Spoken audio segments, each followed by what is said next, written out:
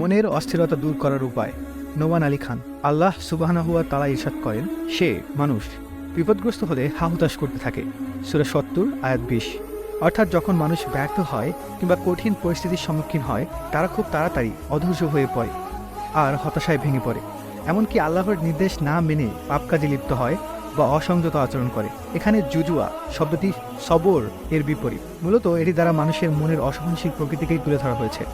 উদাহরণ হিসেবে ধরা যাক, আমরা কোনো পরীক্ষায় খারাপ করলাম কিংবা ব্যবসায় বিশাল ক্ষতির সম্মুখীন হলাম। এরপর সচরাচর আমরা যা করি তা হলো প্রথমেই মন খারাপ করে বসে বসে ভাবি আমি হয়তো শেষ, নিশ্চয়ই আল্লাহ আমাকে পরিত্যাগ করেছেন, তিনি আর আমার দুঃখ দুর্দশা বা প্রয়োজনের দিকে খেয়াল করেন না। এমনকি মানুষকে এটাও বলতে শোনা যায়, আমি যতই আল্লাহর আনুগত্য করি না কেন, জীবনের স্বস্তি তো আসেই না, বরং তা আরও কঠিন থেকে কঠিনতর হয়। এসব আল্লাহর ইবাদত করে আমার ভাগ্যের কোনো পরিবর্তন হচ্ছে না। হতাশা কাটানোর জন্য তারা বিভিন্ন নিষিদ্ধ কার্যকলাপে আসক্ত হয়ে পড়ে, যেমন মদ, ড্রাগ, অবৈধ মেলামেশা ইত্যাদি। মজার বিষয় হচ্ছে, আল্লাহ রাব্বুল আলামিন আমাদের এই স্বভাবগত অসহনশীল প্রবণতা সম্পর্কে পুরোপুরি অবগত আছেন। তাই এই আয়াতে আমাদেরকে কোনো দোষারোপ করছেন না, বরং তিনি জানেনই যে মানুষ আসলেই মানসিকভাবে অত্যন্ত দুর্বল এবং তীব্র প্রতিক্রিয়াশীল। কঠিন পরিস্থিতিতে তারা ধৈর্য হারাবে এবং নিজেকে আত্মসংবরণ করতে না পেরে ভুল পথে পা বাড়াবে, পাপাচারে লিপ্ত হবে। তারা আসলেই অস্থির বা জুজুয়া।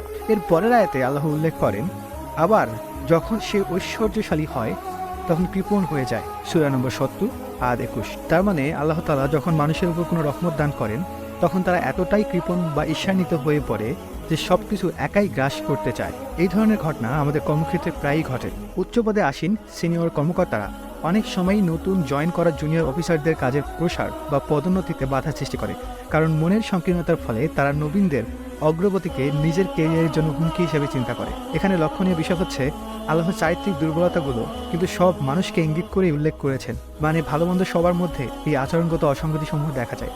তাই আল্লাহ পাক এগুলোকে মানুষের আচরণের উপর গালাবা বা প্রভাব বিস্তারকারী বৈশিষ্ট্য হিসেবে উল্লেখ করেছে। অর্থাৎ আমাদের মনকে এভাবেই প্রোগ্রাম করে আল্লাহ তাআলা বানিয়েছে।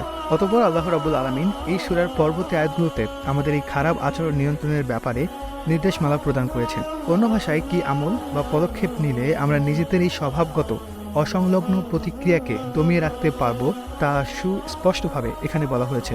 খুব সাধারণভাবে চিন্তা করলে আমাদের শরীর গঠনের জন্য যেমন নিয়মিত অনুশীলন করতে হয়, ঠিক তেমনই মনকে দৃঢ় করার জন্য আল্লাহ প্রদত্ত প্রতিবিধানের উপর নিয়মিত আমল করতে হবে। এবার আসা যাক আল্লাহ কি প্রতিকার দিয়েছেন তা নিয়ে। আল্লাহ ঘোষণা করেন, কেবল তারা ব্যতীত যারা নামাজ কায়েম করে আর নামাজের সর্বদা নিষ্ঠাবান থাকে। ২২ নম্বর সূরা আয়াত ২৩। সুতরাং দেহের সুগঠনের জন্য যেমন প্রতিদিন ব্যায়াম করতে হয়, তেমনি আমাদের মনের অস্থিরতা দূর করার জন্য যথাযথভাবে নিয়মিত নামাজ আদায় করতে হবে। এখন সাধারণভাবে ভাবলে মনে হয় ঠিকমতো উজু করে জামাতে দাঁড়িয়ে নামাজ আদায় করলেই কি করে আমাদের মনের এই চিরস্থায়ী রোগ ভালো হয়ে যাবে বা নিয়ন্ত্রণ করা যাবে। প্রথমত, নামাজ আল্লাহর সাথে মানুষের সরাসরি যোগাযোগের একটি পথ। এছাড়া সবচেয়ে গুরুত্বপূর্ণ দিক হলো, আমরা যখন নামাজে দাঁড়াই তখন সত্যিকার অর্থে আল্লাহর সামনাসামনি দাঁড়াই। এখন এমন একটা পরিবেশ কল্পনা করা যাক যেখানে আমরা খুব বিখ্যাত কিংবা উচ্চপদস্থ ব্যক্তির সাথে একান্তে বসে মিটিং করছি, যেখানে আমি আর ওই গুরুত্বপূর্ণ লোকটি ছাড়া কেউই নেই। অনেকটা চাকরির ইন্টারভিউয়ের মতো, যেখানে আমার সাথে লোকটির কথাবার্তার উপর চাকরি পাওয়া বা না পাওয়া,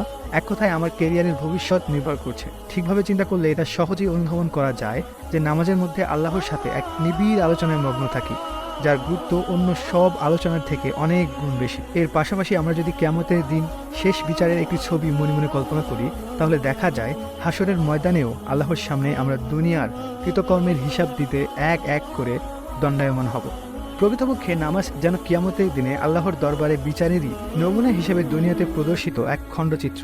আমরা যদি দৈনন্দিন জীবনের দিকে তাকাই, তাহলে দেখা যায় যে সকালে ঘুম থেকে ওঠার পর থেকেই আমাদের নানা ধরনের জটিলতার সম্মুখীন হতে হয়, যথা বাজার করা, নাস্তা তৈরি, বাচ্চাদের স্কুলে পাঠানো, নিজের কর্মসংস্থানে যাওয়া, যানজট, অফিস, আদালত, ব্যবসা বাণিজ্য ইত্যাদি। এসব করতে করতে এক সময় জোহরের রক্ত হলো, নামাজে দাঁড়ালাম। তার মানে কল্পনা করুন, সাথে সাথেই আমরা হাসরের ময়দানে আল্লাহর সামনে বিচারের জন্য সমবেত হয়ে গিয়েছি।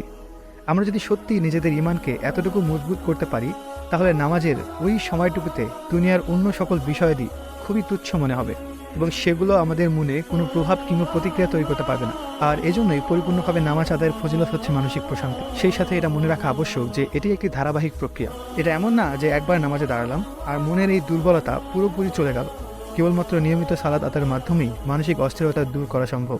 এর দ্বারা আমরা অনেক বেশি ধৈর্যশীল হতে পারবো। হয়তো সাথে সাথে প্রকৃত সমস্যা বা দুর্বলতার অবসান হবে না, কিন্তু আরও বেশি মানসিক দৃঢ়তা বাড়বে, যা জীবনের কঠিন সময়ে নিজেকে আত্মসংবরণ করতে সাহায্য করবে। এছাড়াও আরও কিছু আমূল বা জনহিতকর কাজের ব্যাপারে আল্লাহ এই সূরার পরবর্তী আয়াতগুলোতে আমাদের দৃষ্টি আকর্ষণ করেছেন। এর মধ্যে উল্লেখযোগ্য একটি সম্পর্কে তিনি ইরশাদ করেন, এবং তাদের সম্পদের মধ্যে গরিব দুঃখীদের একটি অংশ নির্ধারিত হয়েছে।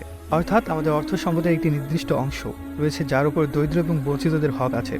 অন্য কথায়, দুনিয়ায় আমরা সবাই নানা রকম সমস্যার ভিতর দিয়ে যাচ্ছি। তা সত্ত্বেও আমরা যেন ভুলে না যাই, অনেকেই প্রতিনিয়ত আমাদের থেকেও আরও কঠিন পরিস্থিতির সাথে মোকাবেলা করছে।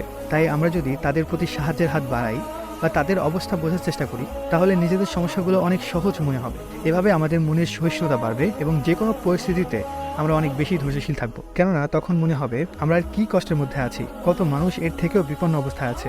এই আত্মতৃপ্ত মানসিকতার কারণে আমরা আল্লাহর প্রতি আরও বেশি কৃতজ্ঞ থাকবো, যেহেতু আল্লাহ রাব্বুল আলামিন ওই সকল মানুষগুলোর মতো আমাদের কঠিন পরীক্ষার সম্মুখীন করেননি। সবশেষে আল্লাহর কাছে এই দোয়া যে আল্লাহ তাআলা আমাদের মানসিক অস্থিরতা নিয়ন্ত্রণের তৌফিক দান করুক, আর সেই সাথে নিয়মিত নামাজ কায়েম এবং যথাযথভাবে দান করার মাধ্যমে নিজেদের আরও বেশি ধৈর্যশীল এবং সহনশীল হওয়ার সামর্থ্য দান করুক।